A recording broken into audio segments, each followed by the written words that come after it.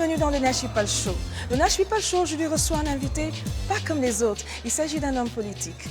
Il est juriste, enseignant à l'Université de Yaoundé 2, chroniqueur et candidat à la présidence 2018 du Cameroun. Kabra Libi, vu que c'est de lui qu'il s'agit, est l'initiateur de la campagne 11 millions d'inscrits sur les listes électorales, donc 11 millions de citoyens. C'est lors de sa tournée européenne que nous le rencontrons ici même en Belgique dans ce merveilleux cadre. Il va nous parler de son mouvement, ses aspirations, ses projets et ensemble nous allons en débattre de tout cela. Je vous invite à rester connectés sur le Nash People Show parce que nous allons parler politique, c'est maintenant que ça se passe. Mon nom c'est Kabra Libi, coordonnateur national du mouvement 11 millions d'inscrits. Soyez les bienvenus dans cette tranche, le Nash People Show. C'est maintenant, restez connectés.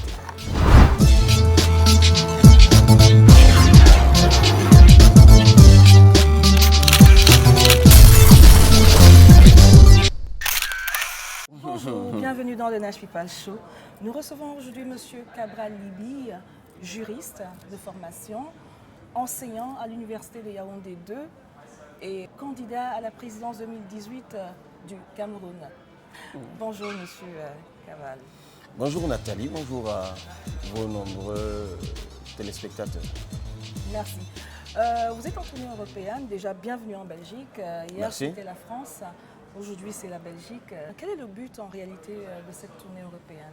Le but a été fixé par mes compatriotes qui m'ont invité, parce que je précise que c'est une tournée qui est à l'initiative, en fait à mon initiative d'abord, parce que vous l'avez dit vous-même, je suis un chercheur et puis j'avais déjà dans mon agenda la programmation d'un voyage à l'étranger pour mes recherches, mais ça datait d'il y a longtemps déjà.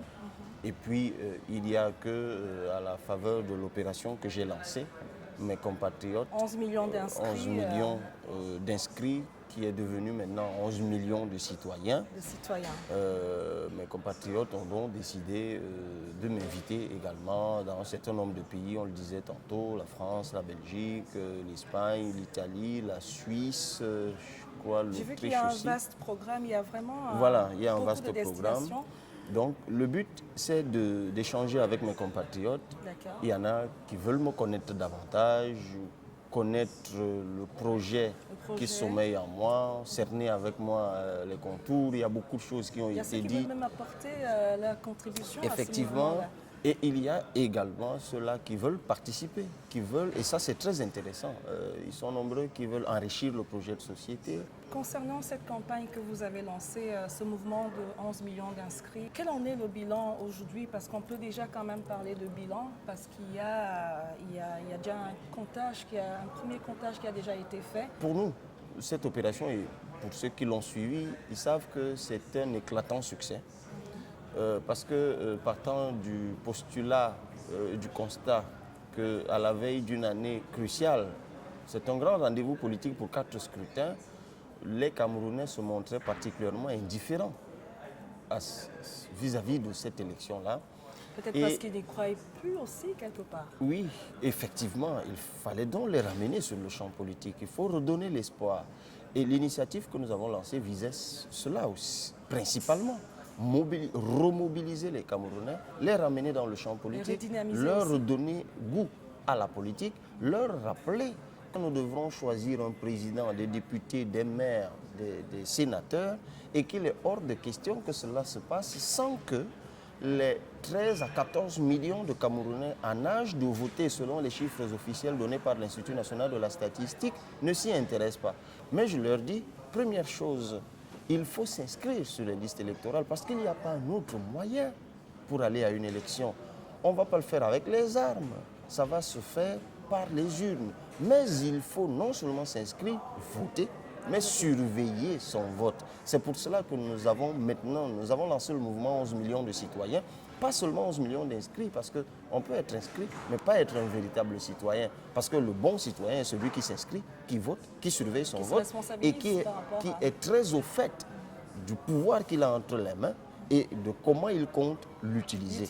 Et on va mener ce travail-là. Pour en revenir justement au comptage des votes, aux organismes mis en place justement pour ces comptages-là, est-ce que ces organismes-là sont crédibles, c'est-à-dire le Camerounais qui vote, est-ce que dans son esprit, quelque part, il ne se dit pas que voilà, il y a des choses qui vont être boycottées, comme ça a souvent été dit par le passé.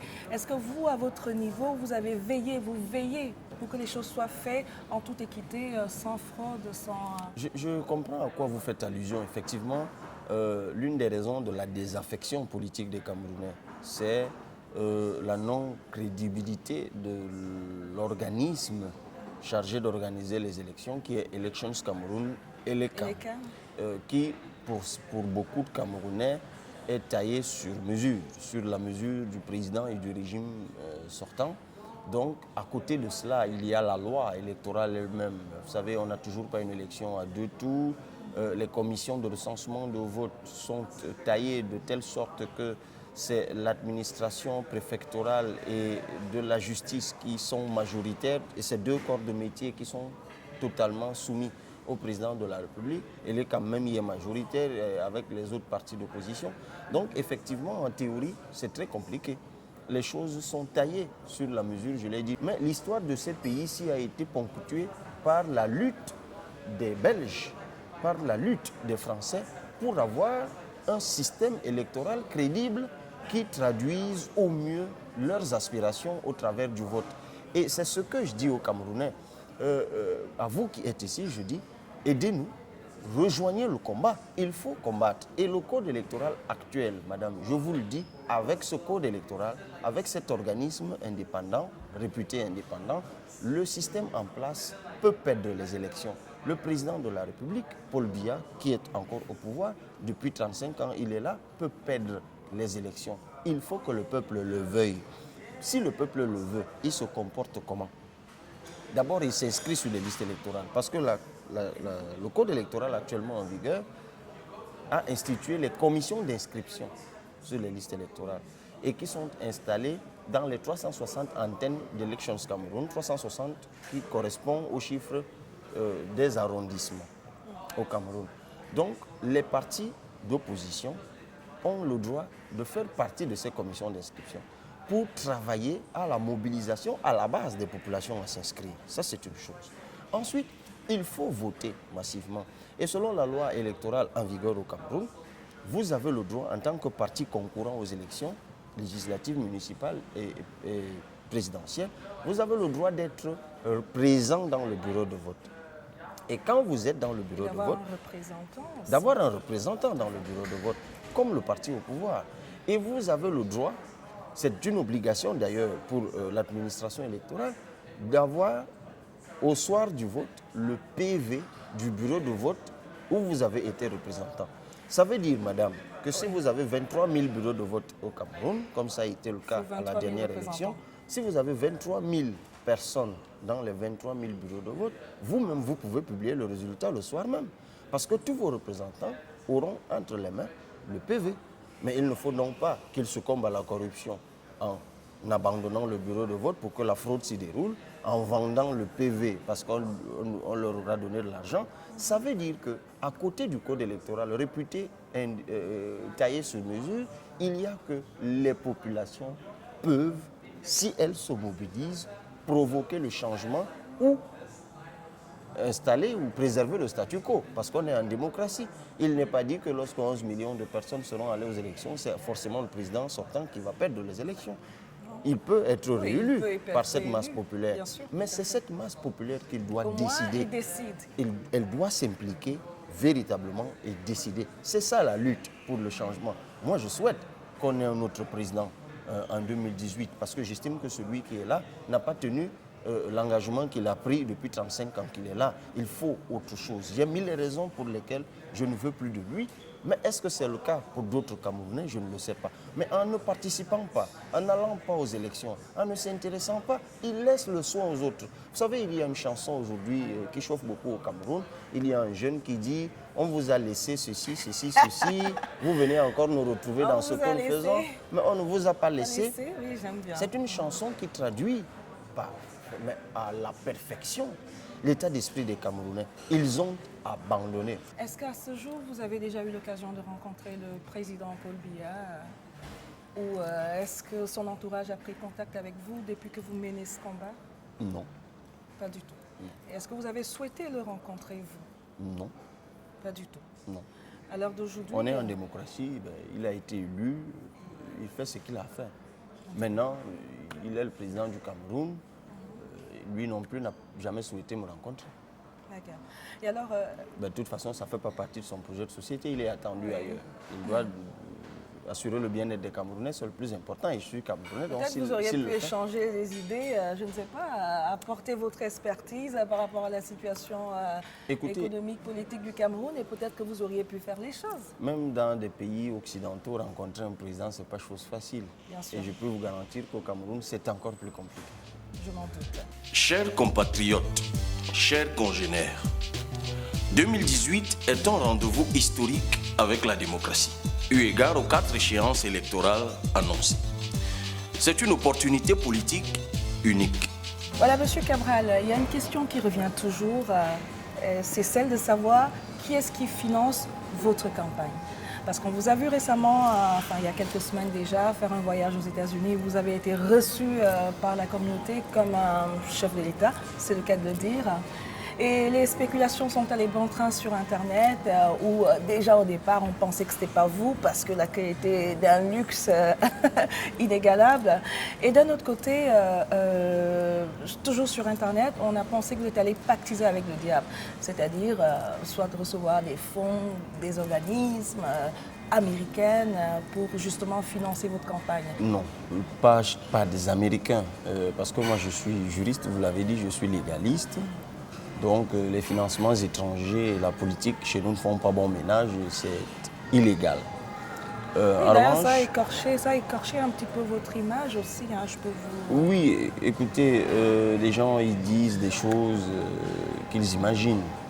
Je suis allé aux États-Unis sur invitation des compatriotes, un peu comme je suis ici en Belgique. Si vous aviez été à Roissy-Charles de Gaulle le 28 septembre, lorsque je suis arrivé, j'étais accueilli avec la même ferveur, le même enthousiasme.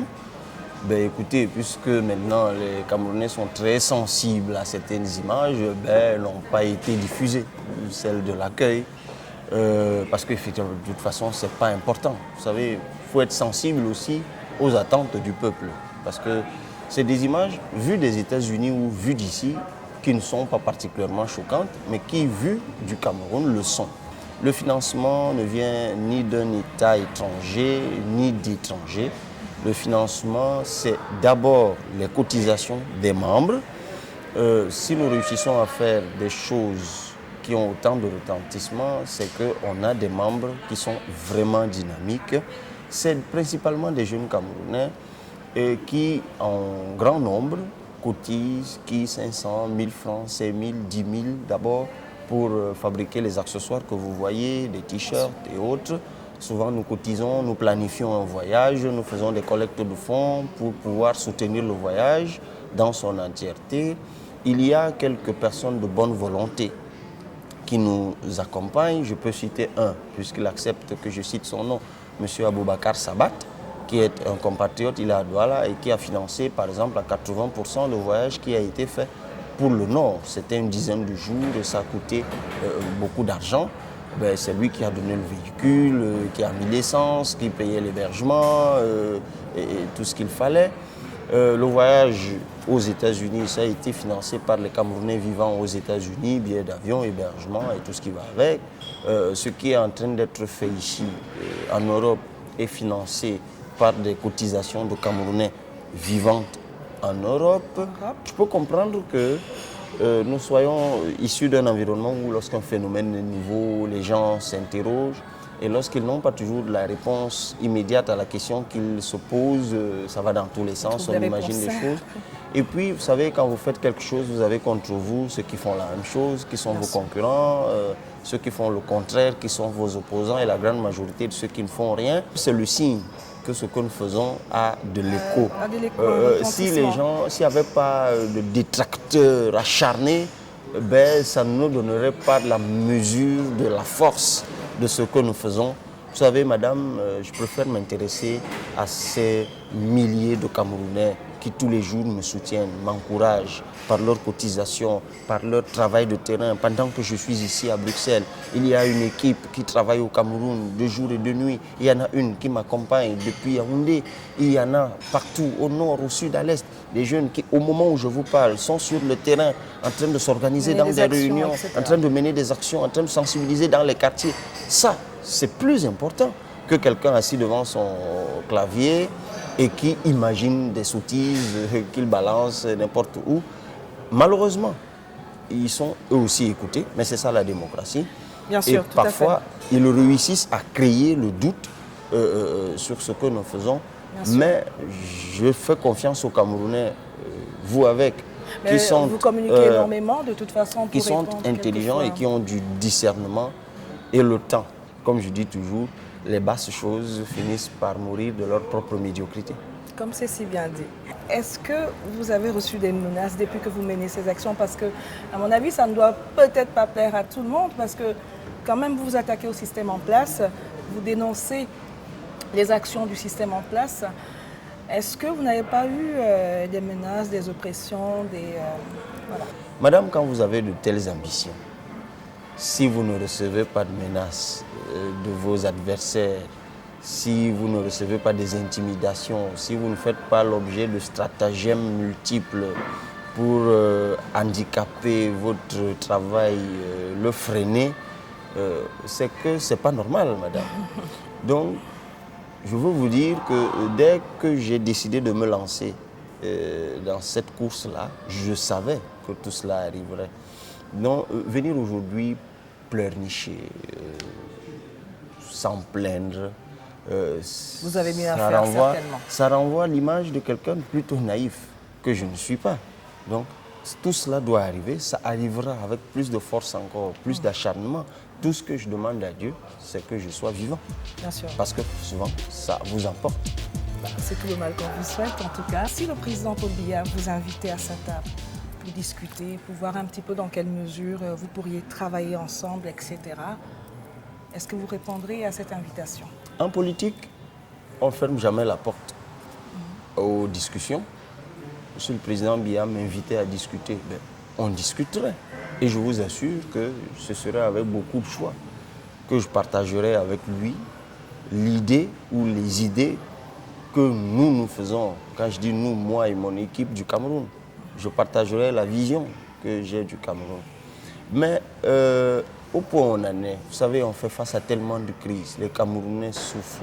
Vous savez, on est encore dans un pays où on meurt faute de kits de dialyse dans un hôpital. La crise anglophone plonge le Cameroun aujourd'hui dans un cycle d'imprévisibilité. Le chômage atteint des niveaux records. La précarité accable tout le monde. Évidemment que je me sentirais très motivé de discuter avec celui qui aurait pu empêcher tout cela. Pour lui dire, Monsieur le Président, vous avez essayé ce que vous avez pu. C'est justement l'occasion de laisser une autre génération essayer autre chose. Et moi, je fais partie de cette génération. Et c'est les yeux dans les yeux que je lui demanderai. Et lui apporterai même toutes les garanties d'une retraite paisible. Et je lui dirai que je prierai le Seigneur pour qu'il lui donne davantage d'années à vivre, pour qu'il voie son arrière-fils, petit-fils que je suis, parce que pour quelqu'un qui a 85 ans, il aurait pu être mon grand-père, dont je ne suis même pas son fils, je suis son petit-fils. Donc, je lui dirais que Dieu, tout mon souhait de voir Dieu lui donner davantage d'années à vivre pour qu'il voie comment nous implémentons notre vision du Cameroun, comment nous transformons le Cameroun, puisque c'est de ça qu'il s'agit, madame. Moi, je voudrais, excusez-moi de vous le dire en vous touchant comme ça, que vous veniez vous installer au Cameroun et que vous tourniez ce type d'émission au Cameroun, que votre maison de production soit logée au Cameroun et que vous partiez de là pour venir de temps en temps en Belgique interviewer des personnes. Je pense que beaucoup de jeunes dans la diaspora ressentent le besoin de retourner justement au Cameroun. Mes chers compatriotes, je me suis lancé en politique pour proposer des solutions qui font renaître l'espoir. qu'est-ce que vous pourriez mettre en place justement pour encourager ces jeunes-là à retourner avec le savoir qu'ils ont acquis ici à l'Occident, à retourner valoriser ça dans le pays, et pour ceux qui souhaitent également y retourner, quelles sont les structures que vous penseriez à ce moment-là mettre en place pour les accueillir et les encourager? Nous avons effectivement dans notre projet de société un chapitre diaspora. La première chose que je ferais, ou que nous ferions, c'est de réviser le code de la nationalité de 1968 pour régler la question de la nationalité. Ça, c'est déjà un gros problème. Voilà. Donc, il faut aujourd'hui instaurer clairement la double nationalité, mais une double nationalité que le président McCain, le vice-président américain McCain, a souffert de sa tumeur. Il a été opéré de la tête par un chirurgien camerounais. Ben, je l'ai vu en regardant CNN. Ben, nous avons besoin de ces talents et de ces compétences. Eh bien, je vous le dis à l'instant. Est-ce que vous savez qu'ici à Bruxelles, le représentant résident du Fonds monétaire international au sein de l'Union européenne, c'est un Camerounais de 33 ans. Wow. Ah ben, vous ne le savez pas. Donc, ils sont nombreux comme ça qui ne demandent qu'à rentrer au Cameroun.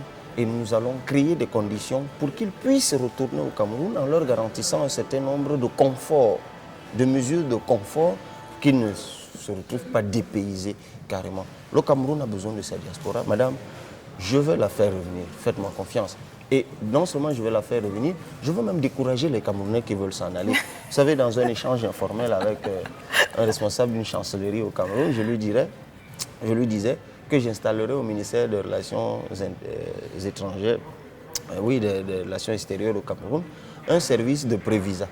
De telle sorte qu'avant d'aller demander le visa en France ou en Belgique, que le Cameroun vous le donne d'abord. Oui. Parce que sinon, si vous allez directement le prendre, on vous bloque à l'aéroport.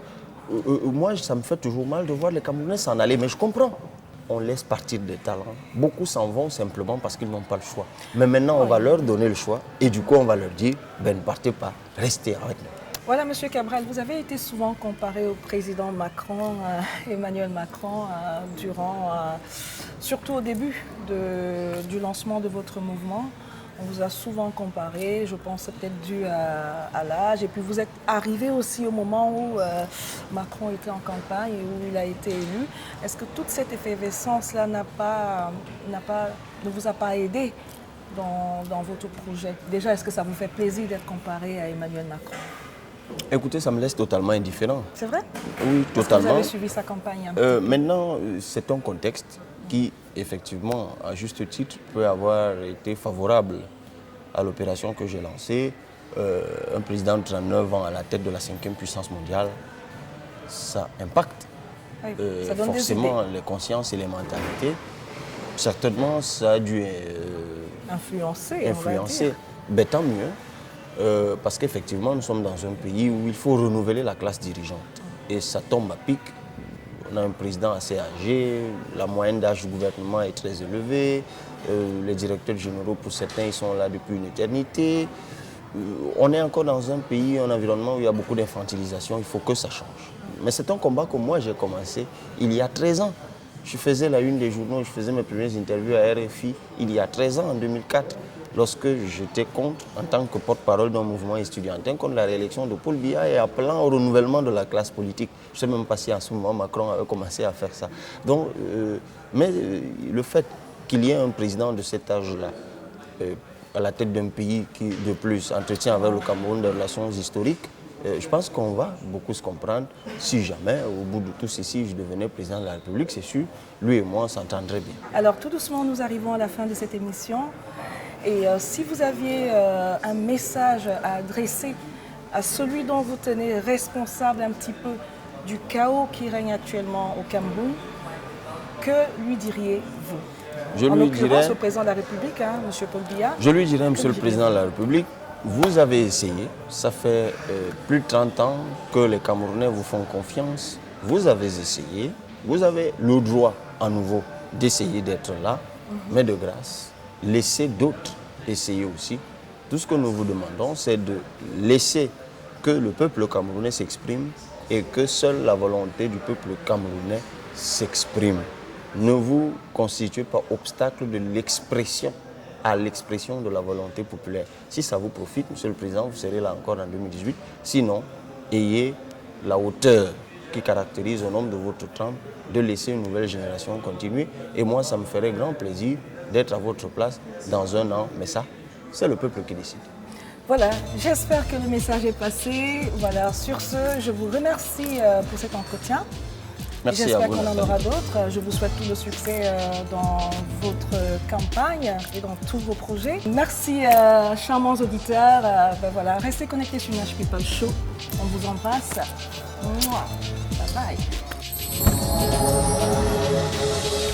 Retrouvez mon People Love sur la fanpage de Nash People Show sur votre Facebook. Donc tapez Nash People Show et retrouvez-moi tout à l'heure. Donc interagissez par rapport à l'émission que vous venez de voir. Dites-moi si vous aimez ou pas. Et peut-être vous aurez la surprise de m'avoir en live et on pourra discuter. Je vous adore.